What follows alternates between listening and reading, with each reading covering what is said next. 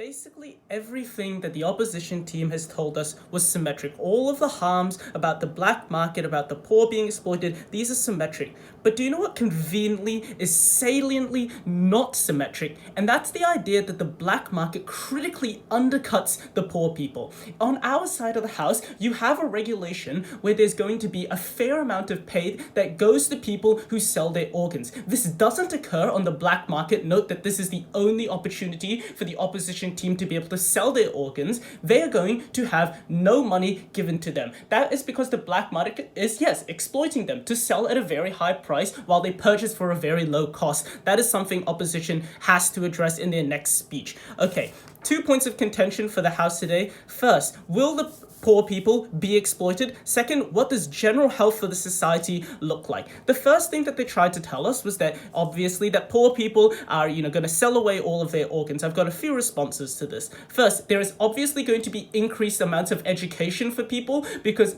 this is now a big deal. It's becoming normalized selling your organs. So there's going to be more education. There's more transparency. We think that this mitigates some of the ability for poor people or the propensity for poor people to just mindlessly sell away all of their organs.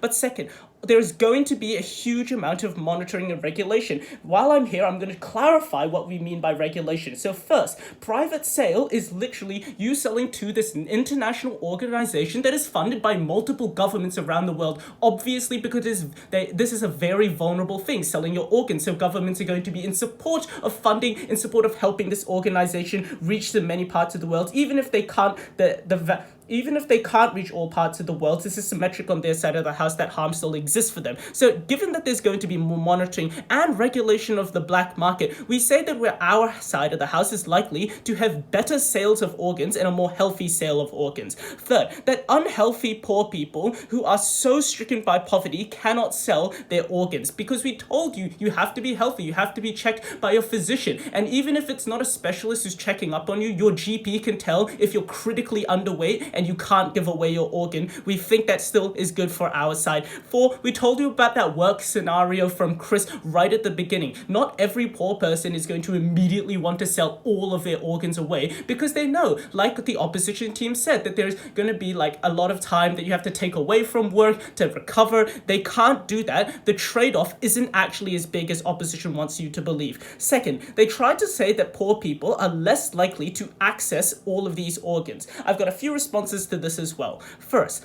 how does more supply of organs decreasing the price for everyone somehow make it inaccessible for the poor people? Note here that all the rich people as well are likely going to be taken off the public list, freeing up a lot of space for poor people to be able to wait for their organs as well, because poor people can now maybe purchase directly from this organization.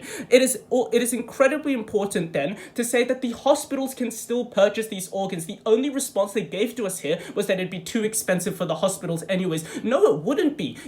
People needing organs, people needing kidneys is something widely recognized internationally as something that is important. It kills thousands of people. Governments have the incentive to purchase these organs from an international and safe organization to give people. That means there's going to be a public list and there's going to be a group of people who you can buy from the international organization. That means people still get access to it no matter how rich or poor you are. Second then, it is going to be symmetric either way on affordability. If people couldn't afford it back then, they couldn't afford it now. Nothing changes. They don't get any benefit there. Third, on the black market, they said things like people are going to be coerced. It's going to be harder to detect. So the first thing I'd like to attack is basically their idea that you're going to be coerced to give organs to your family. We don't think this is going to occur, or at least we think this is symmetric, because if you were really coerced by your family, you would have just donated it anyways, just like on their side of the house. You could still donate organs on their world. If you're really coerced by your family, you were just going to donate it to them anyways, regardless of there was a monetary incentive in play. But second, that the black market is going to be reduced significantly. That is because when you have an international organization that is doing legal selling and legal trade, as a middleman for these organs, that also means that they're probably going to be regulating the black market more. They're going to put more effort into monitoring the black market to ensure that their organs are that there isn't a huge amount of trade for those organs. That is something that is unique to only our side of the house.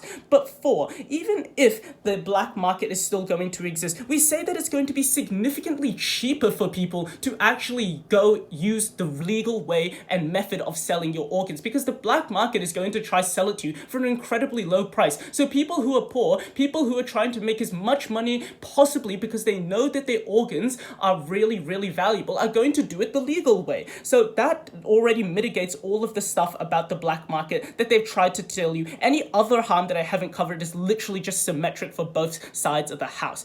Then, what does it look like for the general health? Note that they had basically zero material on this, meaning that we get a lot of unique benefits here. So the first thing that they tried to say was that it was impossible to regulate. They did a ton of model bashing throughout there in all of their speeches. Okay, first, international organizations are still obviously going to work. I've already clarified this. I already gave you many reasons as to why the governments around the world are likely incentivized to fund this organization, to work with this organization internationally. But second, that the hospitals obviously are going to be the ones that are cutting them open and taking these organs. This is going to be safe. You can't just rock up with anybody random's kidney in a Ziploc bag and expect this organization to be able to purchase it. No, this organ has to come from you. So that already gets rid of all their responses about being able to just give any organ and sell any organ just from some plastic bag. No, that doesn't occur. But the private sale of organs means that people are more informed. There's more regulation.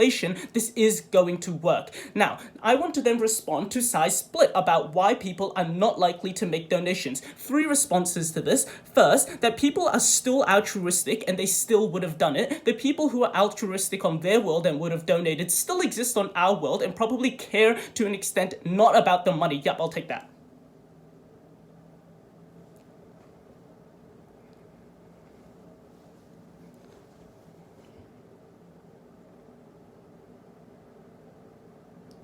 Look, you're not going to do it because you are more educated. We told you that there's more transparency, so these situations are going to be much worse on your side of the house. Then second, on why people are still going to donate, because people really like to feel good. People are selfish, and that means they love getting praise when they go oh, you know what? I donated it for free. I donated it without getting any money back. Praise me. That is a reason why people are still going to be altruistic, why they're still going to donate, why it's going to further increase the supply of organs, and it's going to decrease the price. But third, also some people might not be bothered going through this international organization. We can see that there might be a level of bureaucracy, because this is a very vulnerable situation for people. It's going to take a lot of extensive time to be able for it to come through. People might just want to donate their organ to the hospital. It might be easier for them this way. So on the comparative, we've told you that people are more likely to be incentivized to be healthy because they know that they can only donate when they are healthy. We told you there's going to be less exploitation.